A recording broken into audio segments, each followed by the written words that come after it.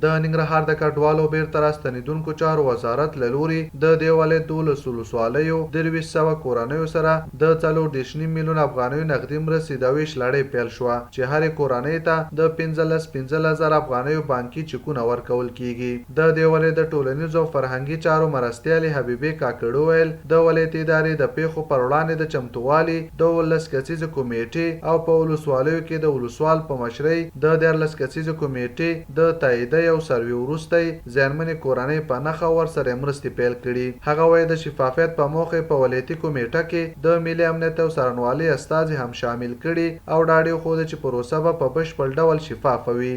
نننۍ توضیح چې تاسو ګورئ دا په 12 ولسوالیو کې سروې شوې ده. البته دا سروې د دې سروې فیصله چې وه د ولایت مقام د استراد کمیټې کړې وه چې دا د ولایت په سطحه استراد کمیټه 12 اعضا لري. دلته مجلس وشو، فیصله وشوه چې د ولسوالۍ استراد کمیټه به سروې کوي. البته د ولسوالۍ کمیټه هم لکه څنګه چې په ولایت کې استراد کمیټه ده رهبري ولایت مقام کوي، په ولسوالیو کې رهبري او مشري شخصا ولسوال کوي چې دوی 14 اعضا لري د کمیټې. دوی په خپل منطقه کې کلو بانډو کې سروې کړې، داخلي بې ځایه شوې عاصف پذیره راستنېدونکې دوی ته سروې شوې ده او اوس ورته کومک کیږي. البته په 12 ولسوالیو کې سروې شوې مستحقین چې دي 2300 دي چې هرې کورنۍ ته 15,000 افغانۍ مرسته کیږي. دا مرسته ژمني مرسته ده. دا په دغه کمیټه کې مخکې ملي امنیت او څارنوالي موجوده نه وه.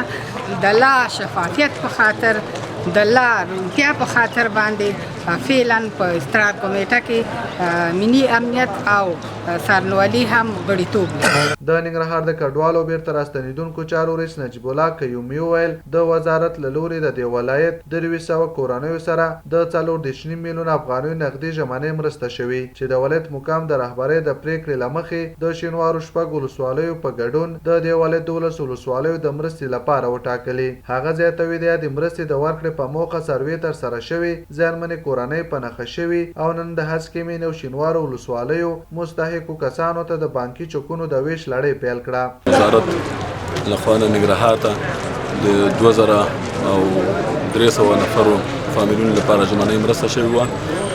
د جناب والي صاحب په هدایت باندې دغه مرسته شپږ شینواري ولسوالۍ، کوټ او لالپوره په چراګام چتیار 12 ولسوالیو باندې تقسیم شوې ده چې دغه مرسته به هماغه ولسوالۍ کې مربوطه ولسوالۍ کې د هماغه اضطراري کمیټې د خوا نه به کېږي. کوم فامیلونه چې متضرر دي آسیب پذیر دي او سره د مرسته کېږي. یو فامیل سره البته د دغه کمیټې چې مستحق ګرځولي 15,000 افغانۍ د چک په ذریعه باندې مرسته کېږي چې نن عملا تاسو ګورئ چې د دې بالا او د غنیخیلو توزیع روانه ده او داسې په نوبتوار د نورو ولسوالۍ توزیع هم شروع شي. د ولایتي شورا غړي اسرار الله مراد د وزارت له لوري په د مرسته خوښي وښوده او همداراز ولایتي ادارې څخه یې مننه وکړه چې د ټولو ارګانونو په ګډون یې ګډې کمیټې ټاکلي او په شفاف ډول مستحقو کورنیو ته بانکي چکونه ورکوي. دواړه لیستونه د توزیع لیست چې نن دوی توزیع دلته کوي، دا کمیسیون دلته ناست دی په بنا د هغه لیست چې کوم د په ولسوالۍ کې سروې شوې ده، حقیقتونو ته پکې نظر شوی دی، د ولسوال تایید، د 14 کسانو د کمیټې تایید، د هغې له مخې بیا دلته توزیع کېږي. نو پروګرام او پروسه شفافه. د حسیب الله زرغونې په نومونو د شینوارو هسکې ولسوالیو مرسته اخیستونکو خوښي وښوده چې د هر ډول اړیکې پرته ورته مرسته ورکول کېږي. او دغه پروسې نه زه ډېر خوشحاله یم چې دغه ښه پاکه سپېڅلې ترسره شوې ده. موږ او خوار او غریب ته پکې نه ښه چا دغه نه رانه چا د رشوت غوښتنه کړې او نه ښه او نه بد او بس پاک سپېڅلی کار دی او بس موږ دې کار نه ډېر خوشحاله یو.